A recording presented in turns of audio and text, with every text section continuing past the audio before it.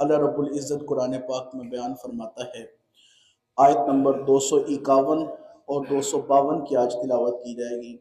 اور الحمدللہ خوش آئند بات یہ ہے کہ اللہ کے فضل و کرم سے آج ہمارے دوسرے پارے کا ترجمہ اور تفسیر مکمل ہو رہا ہے، اور اللہ سے دعا کریں، نیک بندوں کی دعا قبول ہوتی ہے، نمازیوں کی دعائیں قبول ہوتی ہیں۔ اللہ کریم ہمیں زندگی میں اتنا موقع عطا کر دے کہ ہم نے جیسے 2 پارے ختم کیے ہیں، باقی جو 28 رہ گئے وہ بھی ختم کریں، وہ بھی سارے کے سارے ترجمہ اور تفسیر کے ساتھ پڑھیں۔ اللہ رب العزت ارشاد فرماتا ہے، آیت نمبر 251 ہے، اب وہ بالکل جنگ والا ماحول ہے۔ فرمایا فَهَزَمُوهُمْ بِإِذْنِ اللَّهِ، تو انہوں نے اللہ کے حکم سے دشمنوں کو بھگا دیا۔ وَقَتَلَ، اور قتل کیا، داود نے جالوت کو۔ وَأَتَاهُ اللَّهُ الْمُلْكَ، اور اللہ نے عطا کی بادشاہی، والحکمت، اور حکمت، یعنی داؤد علیہ السلام کی بات ہو رہی ہے کہ جالوت کو داؤد علیہ السلام نے قتل کیا، اور اللہ نے داؤد علیہ السلام کو بادشاہی بھی دی، والحکمت، اور حکمت بھی دی۔ حکمت سے مراد نبوت ہے۔ وَعَلَّمَهُ مِمَّا يَشَاءُ، اور جو چاہا وہ داؤد علیہ السلام کو سکھایا۔ آگے اللہ فرماتا ہے، لَوْلَا دَفْعُ اللَّهِ النَّاسَ بَعْضَهُمْ بِبَعْضٍ، اور اگر اللہ لوگوں میں سے بعض کے ساتھ بعض کو دفع نہ کرے، لَفَسَدَتِ الْأَرْضُ، تو یقیناً زمین میں فساد پھیل جائے۔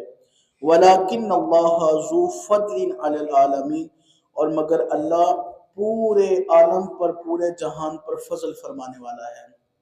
یہاں پر 2 باتیں ذکر کی گئیں، ایک تو حضرت داؤد علیہ السلام کی نبوت اور حکمت کی بات، بادشاہی کی بات کی گئی، اور دوسری بات اللہ رب العزت نے آیت کے آخر میں فرمایا کہ اللہ رب العزت نے ایک قانون بنایا ہے۔ یہاں پر اللہ لوگوں میں سے بعض کو بعض کے ساتھ دفع نہ کرے تو زمین میں فساد پھیل جائے۔ چور ڈاکوؤں کو کوئی پکڑنے والا نہ ہو تو زمین میں فساد پھیلے گا۔ یہ جو متکبرانہ سازشیں کرتے ہیں، ان کی سرزنش کرنے والا کوئی نہ ہو تو زمین میں فساد پھیلے گا۔ سود، جوا اور یہ اس طرح کے سلسلے کرنے والے، اگر ان کی سرزنش کرنے والا کوئی نہ ہو تو زمین میں فساد پھیلے گا۔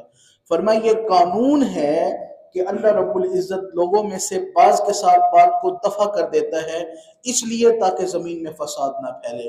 فرمایا وَلَكِنَّ اللَّهَ ذُو فَضْلٍ عَلَى الْعَالَمِينَ، اور مگر اللہ پورے جہان پر فضل فرمانے والا ہے۔ عزیزان گرامی قدر، اب اس آیت مبارکہ کے پس منظر کو سمجھیے۔ اب ادھر 313 طالوت کے ساتھ مجاہدین کھڑے ہیں، اور ادھر جالوت کا لشکر بڑا ہیوی قسم کا، ساز و سامان جنگی بہت زیادہ ہے، اور وہ للکارتے ہوئے وہ آگے سے بھی جوان کھڑے ہیں۔ اب ہوتا یہ ہے کہ جس طرح کا آدمی للکارتا ہے میدان میں، وہ ویسا ہی آگے سے مطالبہ کرتا ہے کہ میرے سامنے ویسے آدمی کو بھیجا جائے۔ اب ادھر سے جالوت میدان جنگ میں آیا اور اس نے للکارا، دھاڑا۔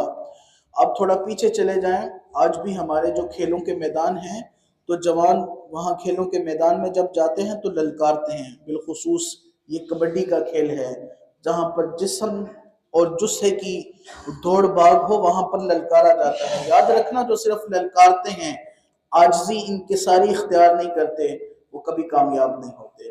تو جالوت میدان میں آیا، اس نے للکارا، اس نے کہا ہے کوئی میرے مقابلے کا تو لاؤ سامنے۔ اب بنی اسرائیل میں جو 313 مجاہدین تھے، وہ سارے کے سارے خاموش کھڑے ہیں۔ اب وہ بڑا ہیوی جسہ ہے اس کا، بہت نام ہے اس کا، اور بڑی طاقتور قوم، اور جالوت کون سامنا کرے؟ تو حضرت شموئیل علیہ السلام سے دعا کے لیے حضرت جناب طالوت نے کہا، تو حضرت شموئیل علیہ السلام نے دعا کی، تو اللہ کی طرف سے یہ پیغام ملا، حکم ملا کہ آپ کے ساتھ ایک داؤد نام کا لڑکا ہے جو عیشا کا بیٹا ہے، وہ اس کو قتل کرے گا۔ اب حضرت شموئیل علیہ السلام نے جب دعا کی اور یہ پتہ چلا سارا سلسلہ، تو ایک بزرگ تھے جن کا نام تھا عیشا، وہ اپنے بیٹوں کے ساتھ تشریف لائے تھے اس جنگ میں، اور ایک ان کا سب سے چھوٹا بیٹا تھا جس کا نام داؤد تھا۔ اور وہ بکریاں چرایا کرتے تھے، کمزور تھے، تو ان کو کہا گیا جی کہ وہ جو ہے نا وہ جالوت کو قتل کریں گے۔ تو طالوت نے اعلان کیا، اس نے کہا کہ جو بھی بنی اسرائیل میں سے جالوت کو قتل کرے گا، ایک تو میں اس کو اپنی بیٹی کا نکاح دوں گا، اور دوسرا اللہ نے جو مجھے بادشاہی دی ہے، جو حکومت دی ہے، آدھی حکومت بھی اس کے ذمہ کر دوں گا۔ اب نکلے حضرت داؤد علیہ السلام، اور ایک ہاتھ میں رسی ہے، وہ رسی جس سے پتھر پھینکا جاتا ہے۔ آج کل تو ہتھیار اور آلہ جات کی طرح طرح کی قسمیں ہیں، پہلے یہ چیزیں نہیں تھی۔ پتھر پھینکنے کی منجنیقیں ہوا کرتی تھی، یہ چاقو یا اس طرح کی دھاتیں ہوا کرتی تھی۔ تو ایک رسی جس کے ساتھ پتھر باندھ کے دشمن کے ساتھ مقابلہ کیا جاتا تھا۔ اب حضرت داؤد علیہ السلام نکلے ہیں، کوئی ساز و سامان ساتھ نہیں ہے، کوئی ساز و سامان ساتھ نہیں ہے۔ کافر ہے تو شمشیر پہ کرتا ہے بھروسہ، مومن ہے تو بے تیغ بھی لڑتا ہے سپاہی۔ ایک رسی ہاتھ میں ہے اور اس کے ساتھ ایک پتھر باندھا ہوا ہے، اور نکلے اکیلے، اور کس کا مقابلہ کرنے کے لیے؟ جالوت کا مقابلہ کرنے کے لیے۔ جالوت بڑا للکارتا تھا، بڑی دھاڑے مارتا تھا۔ اس نے اس وقت جب حضرت داؤد نکلے اس وقت بھی بڑا للکارا اور بڑی دھاڑے ماری، لیکن حضرت داؤد علیہ السلام اللہ رب العزت کے کامل یقین کے ساتھ رسی لے کر کے نکلے، اور جاتے ایک ہی رسی پھینکی پتھر کے ساتھ، تو اتنا المناک انجام ہوا کہ وہ جو جالوت تھا اس کے ماتھے میں بجی، اور ماتھے کو چیرتے ہوئے دو ٹکڑے کر دیا سر پر۔ اور اللہ رب العزت نے وہ طاقت اور وہ جواں مردی کے ساتھ وہاں پہ حضرت داؤد علیہ السلام نے اس کو قتل کیا، اور اس کا لاشا اٹھایا اور اٹھا کر کے طالوت کے سامنے پھینک دیا، اور کہا یہ پڑا ہے جو بڑے دعوے کرتا تھا، جو بڑے نام لیتا تھا، جو بڑا دھاڑتا تھا، یہ پڑا ہے۔ دھاڑنے والے، للکارنے والے، جب اللہ کا غضب ان پر آتا ہے تو پھر وہ یوں پڑے ہوتے ہیں دردناک موت کے ساتھ، پھر تو ان کے جناب وہ مردے جسم کے پاس بھی کوئی نہیں آتا۔ اور پھر تو کبھی کبھی ایسے بھی ہوتا ہے جو بڑے دھاڑنے والے ہوں، للکارنے والے ہوں، تو پھر تو لوگ ان کو غسل دینے سے بھی انکار کر دیتے ہیں، کہتے ہیں ہم نے تو جنازہ بھی نہیں پڑھانا۔ اللہ رب العزت کی بادشاہی ہے، جس نے اللہ کی بادشاہی کا انکار کیا، جس نے خود کو آ کر کے کہا میں بڑی چیز ہوں، اس کا انجام بڑا برا ہوا ہے۔ اور پھر جب حضرت داؤد علیہ السلام نے اس کو قتل کیا، اس کو پھینکا، تو حسب وعدہ طالوت نے کہا میں اپنی بیٹی کا نکاح بھی آپ کو دیتا ہوں، اور آدھی حکومت جو ہے وہ بھی آپ کو دیتا ہوں۔ اور پھر جب طالوت مر گیا تو ساری کی ساری حکومت وہ حضرت داؤد علیہ السلام کے سپرد ہو گئی۔ یہ بنی اسرائیل میں وہ واحد نبی ہیں، یہ آپ حضرت داؤد علیہ السلام کا خاصہ ہے کہ اللہ رب العزت نے ایک ہی وقت میں آپ کو نبوت بھی عطا کی اور آپ کو بادشاہت بھی عطا کی۔ اور آخری آیت مبارکہ اس پارے کی 252 نمبر آیت پاک ہے۔ اللہ رب العزت یہ اپنے حبیب کی شان میں کہتا ہے، اللہ کرے یہ بات سمجھ آ جائے رسول اللہ کی شان، فرمائے تل کا، یہ آیات اللہ، اللہ کی آیتیں ہیں، نتلوہا علیکا بالحق کی، اے محبوب ہم ان کو آپ کے سامنے پڑھ کر سناتے ہیں حق کے ساتھ۔ دیکھو تو صحیح نا یار، کتنا محبت پر انداز ہے، ذرا سمجھو تو صحیح، یہ کتنے ڈیپلی الفاظ ہیں، ان کی ذرا گہرائی میں تو جاؤ نا۔ تل کا آیات اللہ، یہ اللہ کی آیتیں ہیں، نتلوہا علیکا بالحق، اے پیارے حبیب ہم آپ کو پڑھ کر سناتے ہیں حق کے ساتھ۔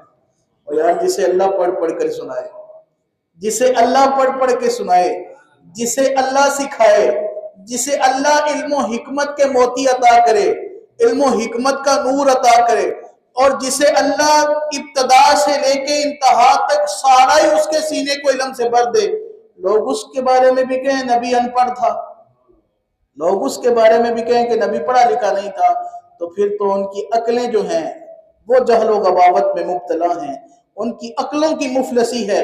لیکن میرے حبیب صلی اللہ علیہ وسلم کو تو اللہ کہتا ہے تل کا آیات اللہ نتلوہا علیکا بالحق، اے پیارے حبیب یہ اللہ کی آیتیں اور ہم پڑھ کر سناتے ہیں آپ کو حق کے ساتھ۔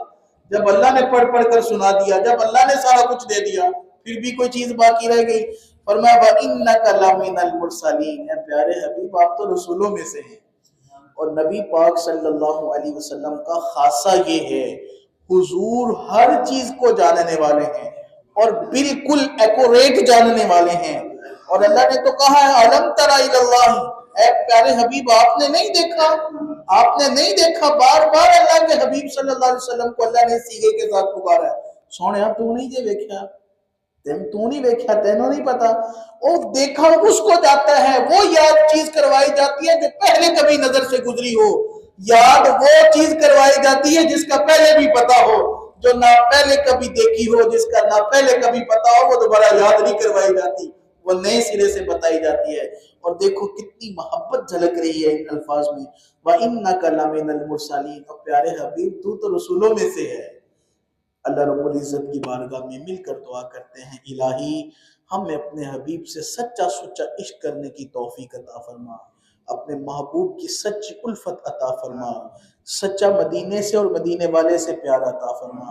اور اللہ رب العزت کی بارگاہ میں دعا کرتے ہیں، آج دوسرا پارہ بھی مکمل ہوا، الہی جو کوتاہیاں ہوئی، جو دروس میں ناغے ہوئے، الہی تیری توفیق طلب کرتے ہیں، آئندہ ان ناغوں سے ہمیں توفیق عطا فرما، ہم محفوظ رہیں اور اسی طرح قرآن مجید کو سمجھیں، قرآن مجید کی حکمت کو، قرآن مجید کے نور کو الہی ہمیں اپنے سینوں میں اتارنے کی توفیق عطا فرما، آمین بجاہ طہ و یاسین۔ انشاءاللہ